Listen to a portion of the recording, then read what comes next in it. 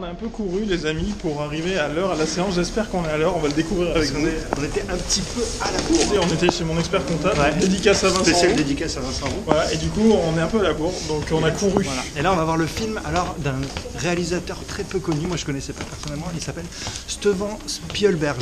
Voilà. Ouais voilà, Steven Spielberg. Voilà. Jamais entendu parler. Et c'est parti, dans la salle 7, sommes-nous en retard?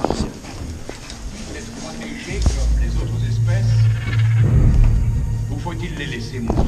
C'est la bande-annonce de Jurassic World 2.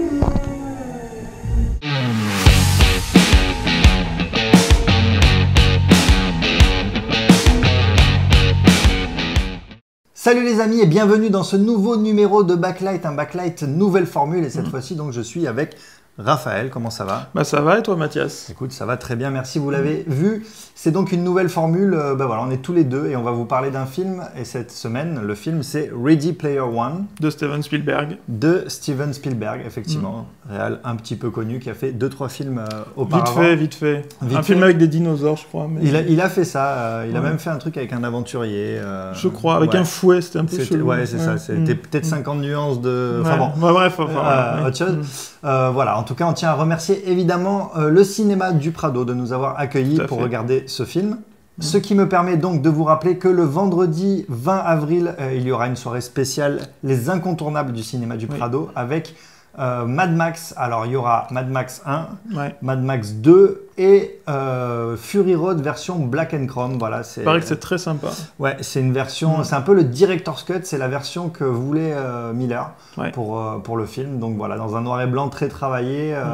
Il n'y a qu'une copie qui tourne en France et donc voilà, elle sera le 20 avril au cinéma du Prado. Donc à ne pas louper. Ben voilà, je te propose qu'on passe tout de suite au film, à Ready Player One et à la séquence mythique, déjà mythique de Backlight, à savoir le pitch. Le pitch. On change pas une équipe qui fait match nul, comme on dit. C'est ça. Je te propose qu'on fasse un petit Shifumi et que tu perdes, comme d'hab. Ce sera plus simple à deux, du coup. C'est vrai, effectivement, pour les règles. Allez. Donc voilà, allez, c'est parti. Shifumi. Shifumi. Putain. Shifumi. Ah, c'est la première fois que je gagne, les amis. Voilà, enfin, c'est pas à moi de le faire. Ça va être mon premier pitch dans Backlight. Oui. Donc voilà. Et bon pitch, écoute, je te souhaite le meilleur pitch possible. Voilà, mais... Ok, allez, 30 secondes pour faire le pitch. On est donc dans un monde futuriste, je dirais vers les années 2030, quelque chose comme ça, puisque le 2048, héros est non, je dis pas de conneries. 2048 47, pardon, on dit 47 dans l'oreillette. On est donc en 2047, dans un monde futuriste, dans un monde où la réalité virtuelle a pris un petit peu le pas sur tout. Donc tout le monde est équipé d'un casque virtuel et peut naviguer dans un univers qui s'appelle l'Oasis. Le créateur de cette Oasis est mort et avant de mourir, il a laissé un certain nombre de clés dans le jeu. Et celui ou celle qui pourra récupérer les 3 clés aura donc le contrôle total de l'Oasis et sera aussi propriétaire entièrement de l'Oasis, qui lui permettra d'avoir évidemment le magot. Et donc on va suivre alors une entreprise, une grosse compagnie bien méchante qui, elle, va essayer évidemment de mettre les mains sur ses clés. Et à côté de ça, un personnage, le héros, qui est un jeune gars dans un quartier défavorisé mais qui est un petit peu futé et qui va essayer, de par ses connaissances, d'accéder à ses clés. Voilà. Très bon pitch. Bah écoute, merci. Un des meilleurs pitchs qu'on ait eu dans Backlight. Ah bah écoute, c'est gentil. C'est un pitch un peu au débeauté comme ça. Ouais, mais c'est bien, c'est voilà. Bon, sinon, moi j'aurais dit tout simplement, c'est une sorte de Second Life, mais en 2048. Quoi. Ouais, c'est vrai. Est-ce que c'était plus court, plus court, mais pour ceux qui se rappellent encore de Second Life, il y en a pas beaucoup. C'est vrai, ça a été éphémère comme mode. Allez, passons tout de suite à la séquence suivante, la séquence en un mot. Alors, juste dis-moi, en un mot, est-ce que tu as apprécié le film ou pas? Alors, en un mot, moi, j'ai vraiment apprécié le film. Voilà, clairement. Ouais. Écoute, moi, en un mot, j'ai kiffé. J'ai kiffé, j'ai passé un bon moment. Voilà. Séquence suivante. Allez. On est toujours, les amis, dans la partie sans spoil, évidemment. Donc, on vous spoil pas le film, mais on va dire un petit peu ce qu'on en a pensé en un peu plus d'un mot. Raph, dis-moi, toi, ce que tu as pensé globalement du film? Alors moi, comme j'ai dit dans la séquence précédente, j'ai vraiment apprécié le film. J'avais un peu peur quand j'ai vu les bandes annonces en me disant, voilà, Spielberg qui se lance sur l'univers du jeu vidéo, vraiment. Alors c'est plus que le jeu vidéo, c'est vraiment la pop culture, au sens large du terme, c'est-à-dire que ça va justement de King Kong, et on peut dire King Kong, c'est pas récent, voilà, jusqu'à aujourd'hui, il y a même des références à Overwatch, à plein de jeux vidéo, enfin plein de choses. Très riche en références. Très riche en références, et j'avais peur que, Steven Spielberg, je sais pas quel âge il a, mais c'est un vieux monsieur maintenant, et j'avais peur qu'il emploie mal, en fait, toutes ces références, et qu'on ait une vision caricaturale du jeu vidéo, de la pop culture.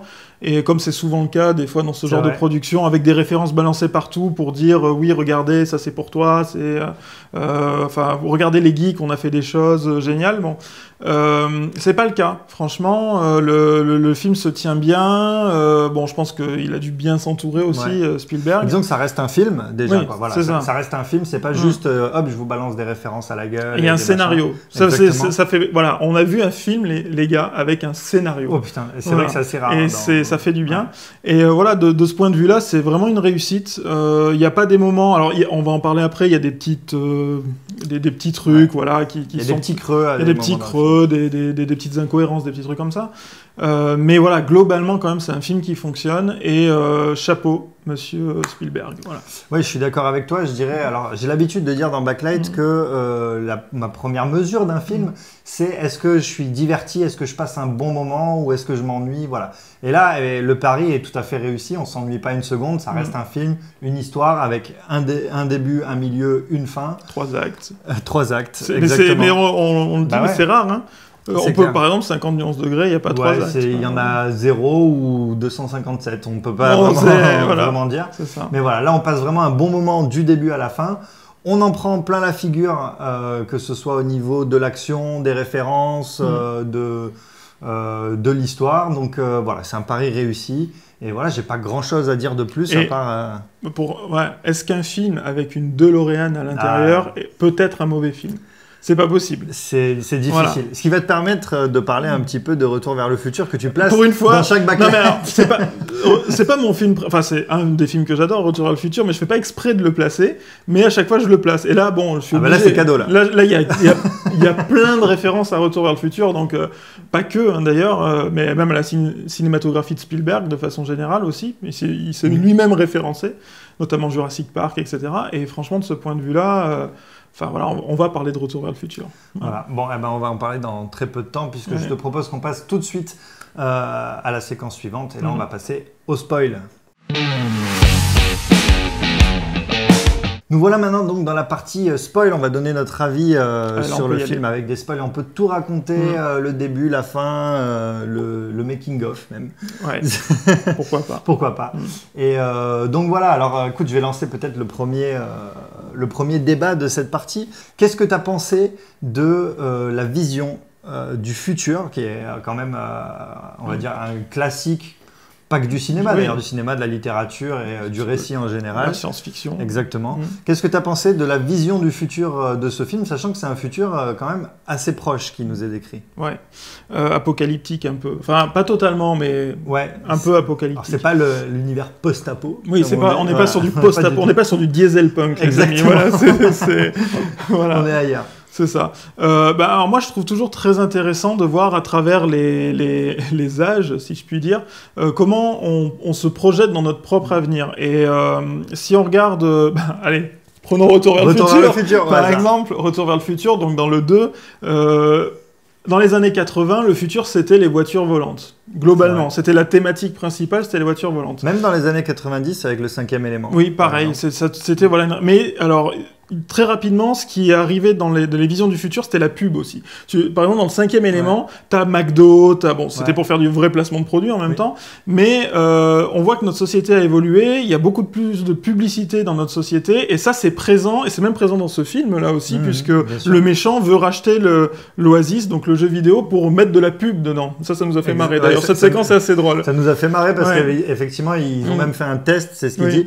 80% de l'écran. 80% de l'écran rempli, avant de faire une crise Une crise d'épilepsie, donc, ça marche. Ça marche. Ouais. Donc ça c'est marrant et en fait voilà et donc dans ce film le futur je dirais c'est une sorte de futur axé autour du drone et du virtuel, c'est-à-dire que les thématiques aujourd'hui qu'on prend pour parler du futur, c'est souvent axé autour du virtuel, c'est-à-dire qu'on voit bien en fait c'est un peu un abandon c'est-à-dire l'humanité ne veut plus construire, c'est ce qu'ils disent d'ailleurs dans le film, on a arrêté de régler nos problèmes, on vit simplement avec.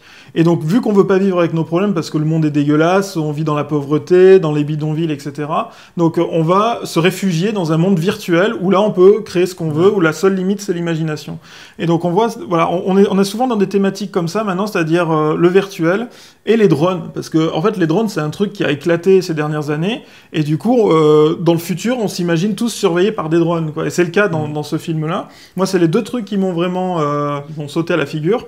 Et voilà, ça c'est de la vision qu'on a aujourd'hui du futur. Voilà, et ça va évoluer encore. Alors même si on pourrait en parler, je pense quand même que les drones servent parfois un petit peu de facilité scénaristique. Oui, non, mais bien sûr, on a besoin de trouver quelqu'un, on envoie les drones, etc. On envoie les drones et ça marche. D'accord, mais ça on pourra en parler aussi. C'est vrai que Spielberg use de pas mal de facilité scénaristique, mais quelque part quand même pour faire avancer l'histoire. Donc on lui pardonne. C'est-à-dire qu'il y a des facilités scénaristiques qu'on pardonne pas parce que voilà, les Deus Ex Machina qui débarquent comme ça pour sauver le scénario. Mais là c'est pas le cas. Comme dans Black Panther ou dans les Marvel. On a le vibranium, le vibranium nous sauve. Là c'est pas le cas vraiment quand il y a une facilité scénaristique, c'est pour faire avancer l'histoire. Du coup on passe dessus et on pardonne vraiment.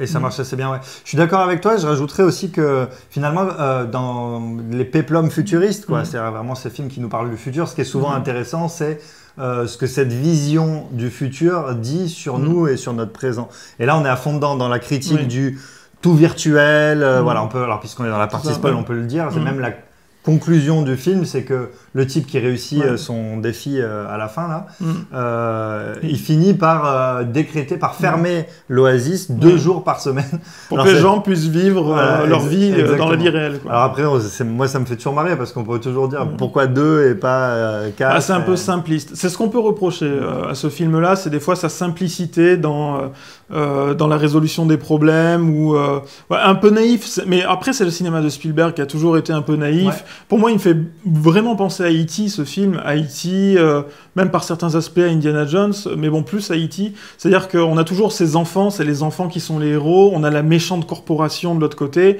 c'est des méchants. On peut pas, voilà, ils sont tous ensemble et ils font des choses méchantes. Et par rapport à ça, d'ailleurs, il y a aussi quand même une grosse critique du coup du capitalisme ou de l'ultra-capitalisme. Donc voilà, avec le tout virtuel, la pub à outrance. En fait, ce méchant-là, qui a créé sa boîte, il arrive à faire travailler, on va dire, des tas de gens à l'intérieur de l'Oasis et son pognon, il le gagne parce qu'il arrive à choper des tas d'investisseurs qui misent sur le fait qu'il va trouver les clés et qui vont vouloir remplir son truc de pub. Ouais. Donc, bon, certes, c'est un peu naïf, mais en même temps, ça fonctionne bien, quoi. Voilà, ça fonctionne, c'est un peu éculé comme discours, mais c'est efficace, voilà, dans le traitement. Et surtout, il y a ce mélange aussi, alors, bon, c'était pas totalement clair, mais c'était pas très grave, mais il y a ce mélange de l'argent, dans le film, on a l'impression que l'argent virtuel et l'argent réel, il est un peu mélangé, c'est la même chose. Puisqu'en fait, il y a donc des rebelles qui se battent pour, voilà, parce qu'il y a des gens qui concrètement peuvent plus se soigner parce qu'ils ont dépensé tout leur argent dans le jeu. Et sont obligés même de faire des travaux forcés dans le jeu, donc ils ont des casques de réalité virtuelle où ils sont bloqués dans ces casques-là, et ils sont obligés de faire des travaux forcés dans le jeu pour gagner de l'argent, pour pouvoir ensuite avoir de l'argent dans la vie aussi, quoi. Donc même si c'est pas tout à fait clair, on sait pas si, c'est pas très bien expliqué, mais en tout cas, c'est l'idée générale, quoi. Voilà. C'est vrai. Et ce que j'ai bien aimé aussi, c'est que il y a un côté, même les pauvres, donc puisque le héros est issu d'une sorte de bidonville, d'un milieu très très pauvre, très, ils ont accès au jeu. Et ils ont accès au jeu et ils sont dedans. Et ça dit vraiment quelque chose sur notre réalité, parce que tu dis même les gens, alors évidemment pas les gens qui vivent dans la rue et tout ça, mais souvent même les gens très modestes de notre société, ils ont tous un iPhone ou ce genre de truc. Et c'est vrai que du coup, le monde est crédible en fait. Voilà. Est-ce que c'est un jeu communiste finalement?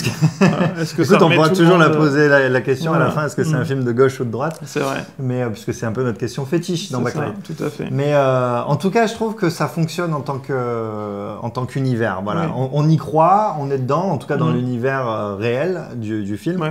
On est dedans, même si c'est un univers qui est... Puis, on n'en voit pas trop en ça, je trouve qu'il réintègre bien ce qu'il faisait dans les autres films, c'est-à-dire que quand, que ce soit d'ailleurs Spielberg ou même Lucas pour Star Wars, quand on parle d'un univers, on n'est pas obligé de tout montrer, d'en faire des tonnes, d'expliquer l'univers, etc. Non, on en rentre dans un univers, on en voit l'essentiel, ce qu'on a besoin de voir. On voit que les gens sont pauvres, mais il y a quand même des villes. Enfin, c'est pas non plus, c'est pas post-apo, mais voilà, il y a vraiment des bidonvilles et ça nous suffit. Il n'y a pas besoin de nous expliquer plus. Voilà, c'est le futur. C'est un futur qui est pas génial.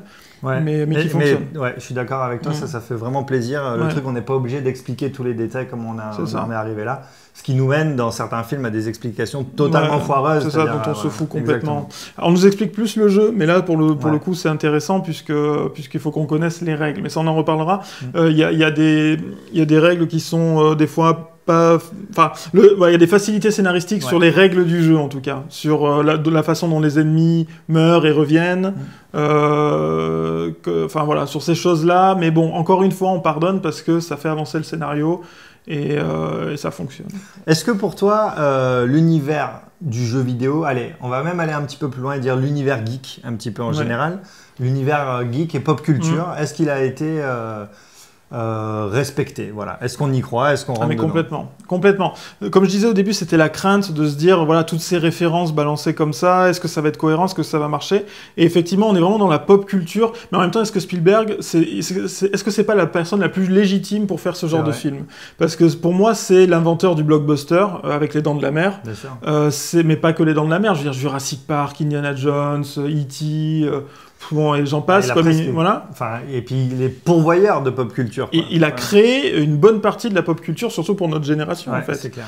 Donc, on a vu toutes ces références. Il s'est auto-référencé. Je veux dire, on voit le T-Rex de Jurassic Park.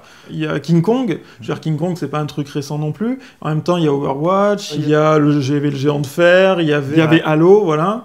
Enfin bon, plein, on va pas tous les citer parce que vraiment il y en a énormément. Je me demande comment ils ont fait en termes de licence, est-ce qu'ils ont donné du pognon à tout le monde pour avoir l'autorisation, ça a dû coûter une blinde. Il y en a plein il y en a plein qu'on capte pas aussi, c'est normal. Des fois on voit qu'il y a des références. Et puis bon forcément on l'a pas forcément, donc hop, elle passe comme ça. Et de ce point de vue-là, je trouve que voilà, Spielberg il s'en sort très très bien. Il devait être bien entouré, mais il s'en sort très très bien. Pour le coup, quand on connaît un petit peu l'univers jeu vidéo, l'univers geek, ce qu'on peut se dire, c'est que quand même les énigmes, elles sont un peu faciles. Voilà. Par exemple, la première énigme qu'il arrive à résoudre, c'est qu'il y a une course super difficile et en fait, il faut partir en marche arrière. Et donc, les énigmes, elles sont un petit peu faciles. Alors, moi, par exemple, le truc de la course, ils disent tout de suite, alors ils précisent que ça fait 5 ans que tout le monde essaye de résoudre la première énigme. Une planète de geeks. Parce que tout le monde est geek sur la planète, tout le monde joue au jeu, qui pendant 5 ans s'acharne sur une énigme.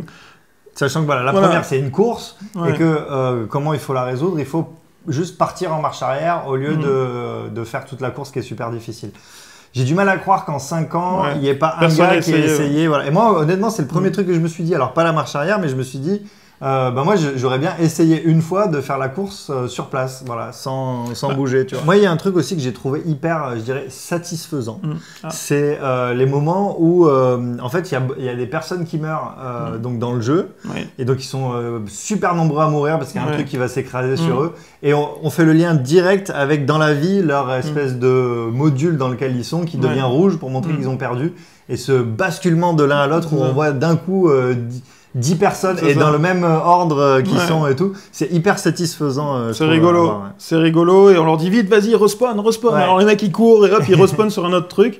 Ça marche bien, ça c'est plutôt drôle. Exactement. Alors après, voilà, dans les facilités un peu scénaristiques, il y a aussi ce truc-là de, sur les règles, ce qu'on disait. Alors, d'après ce qu'on comprend, c'est que quand on meurt dans le jeu, en fait, ce qui se passe, c'est qu'on perd tout ce qu'on a gagné, les pièces, les armes. Et les mecs, au début, c'est une scène assez drôle aussi. Les mecs se suicident. Il y en a il y a un japonais à un moment, alors ils ont pris des japonais en plus. C'était marrant. Il y a un japonais qui est en train de jouer dans son entreprise, il perd, il enlève son casque, il regarde la fenêtre et il part pour se jeter par la fenêtre parce que comme il perd son stuff, quoi, voilà.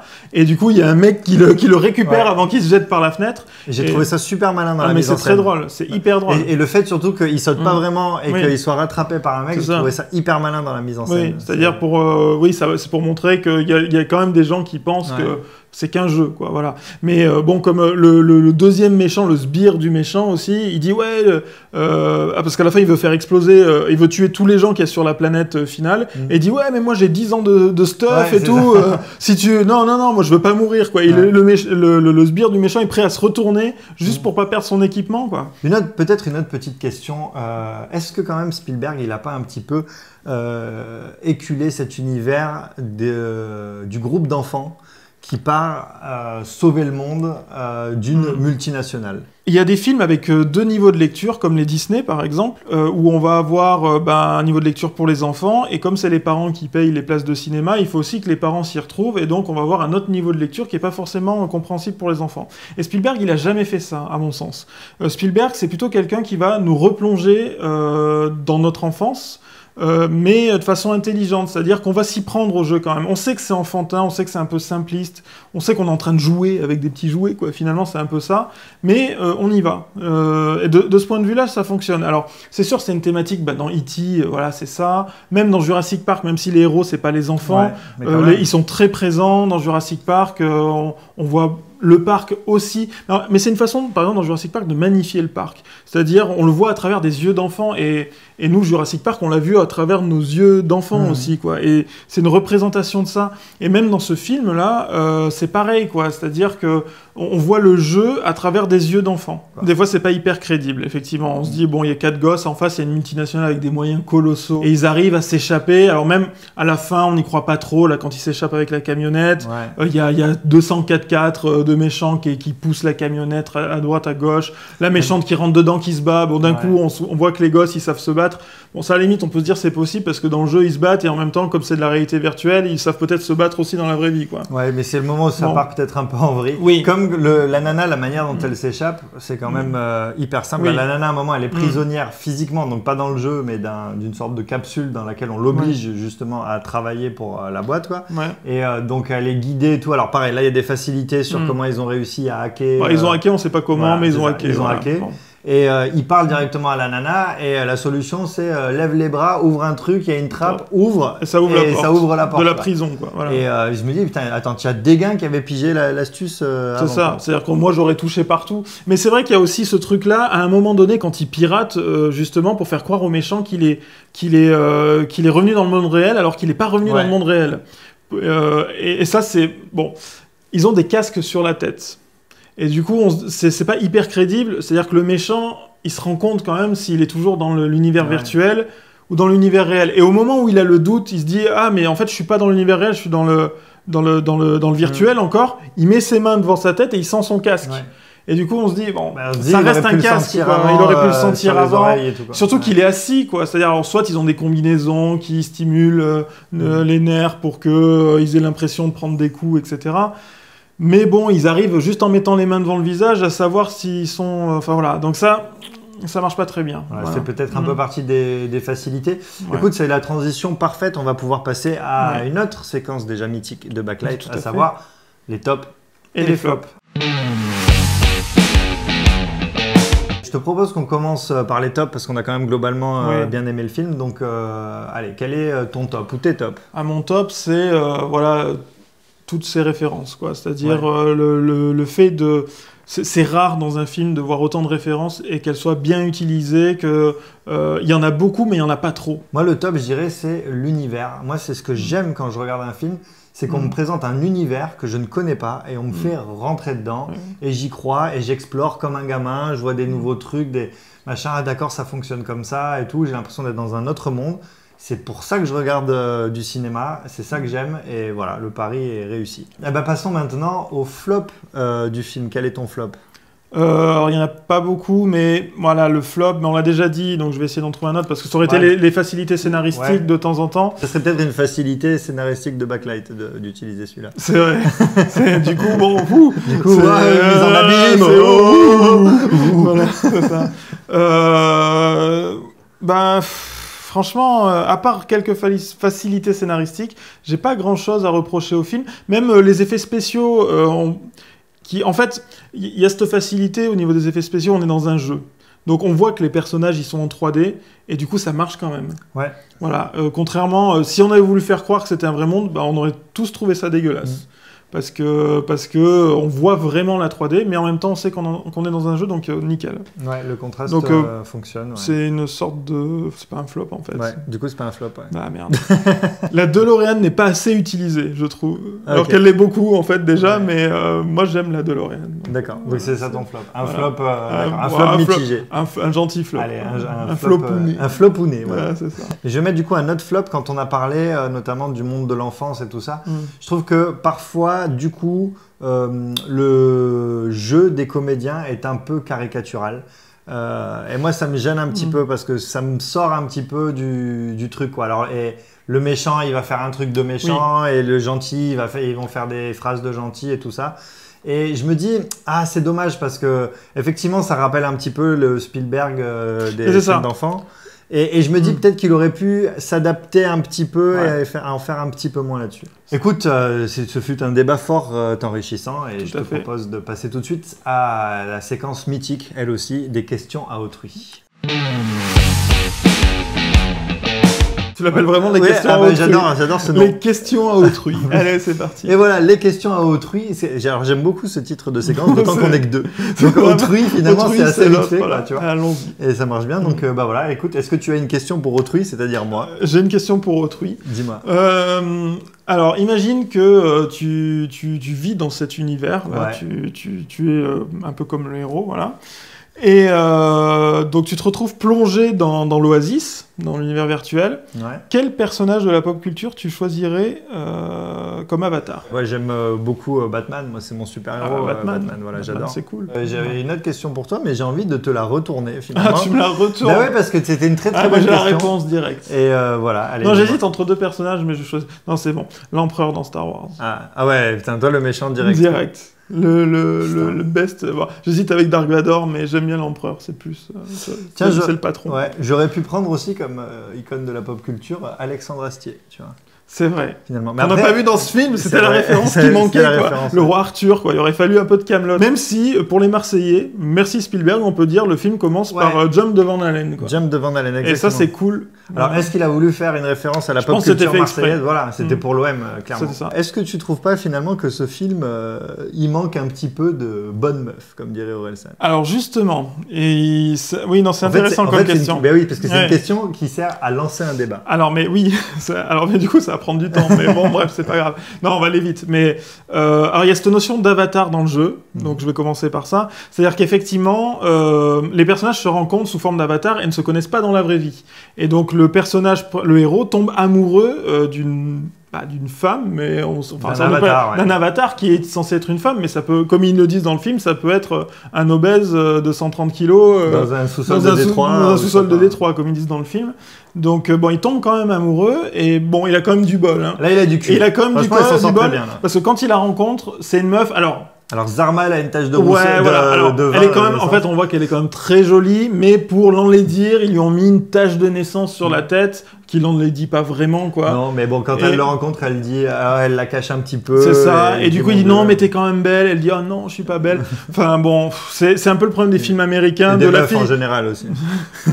Non, mais les films américains, souvent, surtout les films de teenagers et tout, t'as souvent la nana qui est ultra bonne et qui a juste des lunettes, les cheveux attachés et des lunettes. Et à un moment dans le film, alors tous les mecs disent, elle est horrible, elle est dégueulasse. Et elle enlève ses lunettes, elle détache ses cheveux et là tout le monde dit, en fait, elle était vraiment magnifique. Quoi. Ouais. Alors que tout le monde a bien vu depuis le début qu'elle était nous on avait grillé par exemple. Ouais, on avait grillé, voilà. Donc bon, il y a un message, mais en même temps, faut pas non plus trop contrarier l'audience. Moi, je me suis dit dès le début, tu vas voir, ça va être un mec qui va être horrible et tout, ça va être marrant, mais Enfin, c'est pas que j'espérais, je savais que ça allait pas être ça. Je savais que ça allait être une meuf, que tout allait bien se passer, mais je me suis dit, bon, j'ai peut-être un espoir que ce soit drôle. Alors, ils essaient de jouer un peu là-dessus, parce qu'à un moment, il y a aussi un gamin, il a 11 ans, alors qu'il joue un ninja de ouf et tout, et en fait, dans la vraie vie, c'est un gamin de 11 ans, et il y a des vannes par rapport à ça, c'est assez drôle.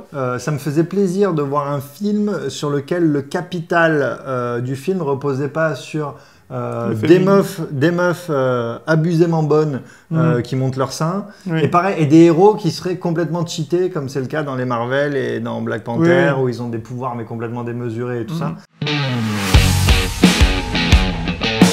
Alors, monseigneur, je vais vous demander votre note en aioli. Je pense qu'elle sera plutôt élevée. Ça va être le haut du panier. Là, on va taper dans le haut du panier. Ouais. Écoute, pour ce film-là, je vais mettre 4,7. 4,7. Aioli. 4,7 aioli, une très bonne note.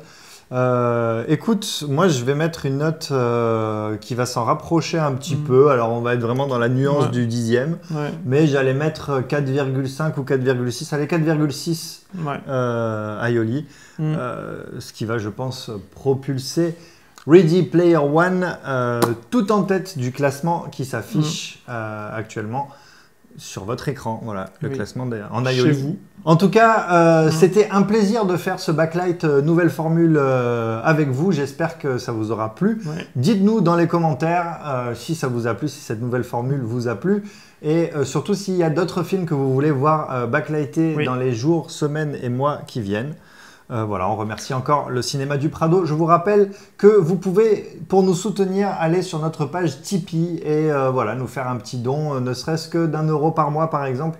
Nous, ça nous aide beaucoup. Ça fait toujours plaisir. Et comme vous êtes quand même 86 000 à nous suivre sur Facebook, si chacun donnait 1 € par mois, mais on pourrait faire tellement de choses à Marseille. Là, on pourrait faire des soirées, des émissions, vous inviter à voir des publics aux émissions, vous inviter, faire plein de choses. Mais là, les gars, on vous régale. On vous régale. Voilà. Si tout le monde met 1 €, on vous régale. Voilà. En tout cas, Raphaël, ça a été vraiment un grand plaisir de faire cette émission avec toi. Plaisir partagé. On se retrouve très bientôt pour un nouveau film. Pour un nouveau film. Pour un nouveau film. Alors, voilà. Bon, on a une idée, on va pas l'annoncer.